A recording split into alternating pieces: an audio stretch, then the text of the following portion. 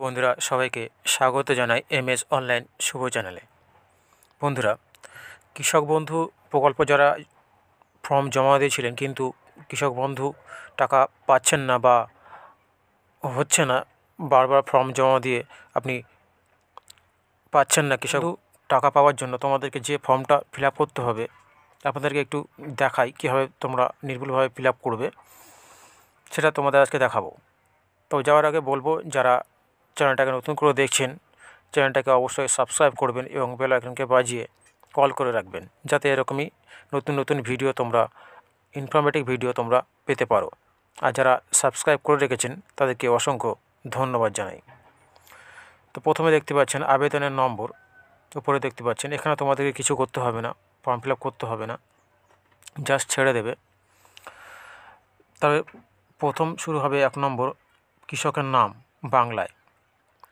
তো কৃষকের যে আবেদন করছে তার নামটা এখানে দিয়ে দেবেন, বাংলা হরফে লিখবেন। ওকে। তারপরে এখানে বলেছে 2 নম্বরে পিতার নাম বা স্বামীর নাম।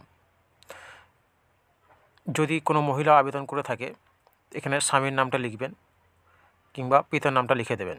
তারপরে জন্ম তারিখ, আপনাদের জন্ম তারিখ আছে, ডেট অফ বার্থ এখানে লিখে দেবেন। তারপরে লিঙ্গ, আপনার যে পুরুষ মহিলা বা অন্যান্য টিক মেরে দেবেন।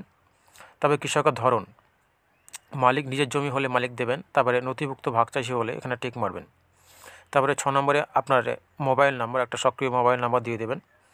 তারপরে আপনাদের 7 নম্বরে কেসিসি আছে কি না সেটা হ্যাঁ কিংবা না সেটা আপনি টিক মারবেন, কৃষক ক্রেডিট কার্ড। ওকে। আর থাকলে তার অ্যাকাউন্ট নাম্বারটাকে লিখতে বলছে। তো যদি এখানে হ্যাঁ করে থাকেন তাহলে এখানে আপনার যে অ্যাকাউন্ট নাম্বার আছে কৃষক ক্রেডিট কার্ডের সেটা এখানে লিখতে হবে। আর যদি না করেন তাহলে এই ঘরটা ছেড়ে দেবেন, লেখার দরকার নেই। 8 নম্বর দেখতে পাচ্ছেন কৃষি জমির তথ্য। আপনাদের যে জমির জন্য আবেদন করছে সেই জমির কিছু তথ্য তোমাদেরকে এখানে দিতে হবে, যেমন ক্রমিক নম্বর। ক্রমিক নম্বর মানে তোমাদের কতগুলো জমি আছে সেই জমিটা এখানে 1 নম্বর দিয়ে দেবে। যদি মনে করো যে আমার অনেক জমি আছে, 1 নম্বর 2 নম্বর 3 নম্বর 4 নম্বর এরকম সিরিয়াল দিয়ে দেবে। তার ব্লক কোথায়, মৌজা কোথায়, জেল নম্বর কোথায় এবং খতিয়ান নম্বর আপনাদের জমির কাগজে পেয়ে যাবেন। তারপর প্লট নাম্বার, এখানে বলেছে শুধু নথিভুক্ত ভাগ চাষিদের জন্য প্রযোজ্য প্লট নাম্বারটা। ওকে। যদি ভাগ চাষি হয়ে থাকো তাহলে এখানে প্লট নাম্বারটা তোমাদেরকে দিতে হবে। আর চাষযোগ্য জমির পরিমাণ, আমাদের কতটা জমি আছে সেটা এই ঘরে লিখতে হবে একর হিসেবে। ওকে। জমির কাগজে পেয়ে যাবে। তো এরকমভাবে জমি অ্যাড করতে পারো। যদি আরও কোনো জমি থাকে 1 2 3 মানে ক্রমিক নম্বর হিসেবে এরকমভাবে ব্লক, মৌজা কোথায়, জেল কোথায়, খতিয়ান নম্বর কোথায় এরকমভাবে লিখে যাবে সেমভাবে। ওকে। তারপর নিচে বলেছে মোট চাষযোগ্য জমির পরিমাণ একর হিসেবে। ওকে। নিচে টোটাল এখানে করে দেবে, টোটাল হিসেব করে ক্যালকুলেট করে এখানে নিচে টোটাল কত জমির জন্য তোমরা এই কৃষক বন্ধু আবেদন করছো সেই জমিটার পরিমাণ এখানে লিখে দেবে ক্যালকুলেট করে। তারপর 9 নম্বর বলেছে এখানে ব্যাংকের তথ্য।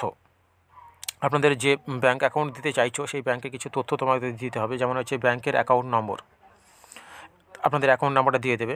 তাহলে আইএফসি কোড আছে, আইএফসি কোডটা দিয়ে দেবে। কোন ব্যাংকে মানে কোন ব্যাংক আইএফসি কোড সেই ব্যাংকটা আইএফসি কোড দিয়ে দেবে। তারপর ব্যাংকের নাম, কোন ব্যাংকে তোমাদের অ্যাকাউন্টটা আছে, মানে এসবিআই হলে এসবিআই কিংবা কোনো আদার্স ব্যাংক যদি হয়ে থাকে ব্যাংকের নামটা এখানে দিয়ে দেবেন। তারপর ব্রাঞ্চের নাম, আপনার ব্যাংকটা কোন ব্রাঞ্চে আছে সেই ব্রাঞ্চের নামটা দিয়ে দেবেন। তারপরে অ্যাকাউন্টের ধরন, সেভিং, কারেন্ট কিংবা কেসিসি। আপনাদের যদি সেভিং অ্যাকাউন্ট থাকে সেভিং ঘরে টিক মারবেন, যদি কারেন্ট অ্যাকাউন্ট থাকে তাহলে কারেন্ট অ্যাকাউন্টে টিক মারবেন। বন্ধুরা, তো এখানে দেখতে পাচ্ছেন এখানে আপনাদেরকে আবেদনকারী যে সই সেটা তোমাদেরকে এখানে করতে হবে, বা সই যদি না পারে তাহলে টিপ ছাপ দিতে হবে। তারপর বাম দিকে দেখতে পাচ্ছেন তারিখ লেখা আছে, তো যে তারিখে জমা দেবেন সেই তারিখটা এখানে দিয়ে দেবেন। তাই বলেছে এখানে কেবলমাত্র অফিস ব্যবহারের জন্য এখানে এটা ছেড়ে দেবেন, কারণ এটা অফিস ফিল আপ করবে, তো তোমাদের কিছু করতে হবে না। করার পর এখানে নিচে দিকে দেখতে পাচ্ছেন স্ক্রল ডাউন করে যে দিকে চলে আসবেন, এখানে বলেছে আবেদনপত্রের সাথে কী মানে দিতে হবে তোমাদেরকে। ওকে। 1 নম্বর হচ্ছে ভোটার কার্ড, তারপর যে সাম্প্রতিক পর্চা মানে রিসেন্ট যে পর্চা তুলেছেন সেই পর্চার একটা জেরক্স দিয়ে দেবেন। তার ব্যাংকের পাসবুকের জেরক্স। ওকে। তারপরে কেসিসি থাকলে পাসবুকের প্রথম পাতা, মানে কৃষক ক্রেডিট কার্ড যদি থেকে থাকে তাহলে তার প্রথম পাতার জেরক্সটা দিতে হবে, ওই সেবাটা পাবেন না। এখানে পরিষ্কারভাবে বলে দিয়েছে। তা আপনারা সঠিকভাবে ফর্মটা ফিল আপ করবেন। আশা করি এবারে দুয়ারে সরকার ক্যাম্প জমা দিলে আপনাদের কৃষক বন্ধু প্রকল্পটা নিশ্চিতভাবে চালু হয়ে যাবে। আর আরেকটা ফর্ম আছে, মানে ডিক্লারেশন ফর্ম, সেটা আমি বাংলায় আমার কাছে নেই, বাংলা ফর্মটা নেই আমার কাছে, সেই জন্য ইংলিশ ফর্মটা আমি দেখালাম না। তো বাংলা ফর্মটা আপনি যেখানে মানে দুয়ারে সরকারে থেকে কালেক্ট করতে পারেন, ওখান থেকে ফর্ম নিয়ে ওখান থেকে আবার ফর্ম ফিল আপ করে জমা দিতে পারেন, ডিক্লারেশন ফর্ম। ওকে, তো ধন্যবাদ ভিডিও দেখার জন্য।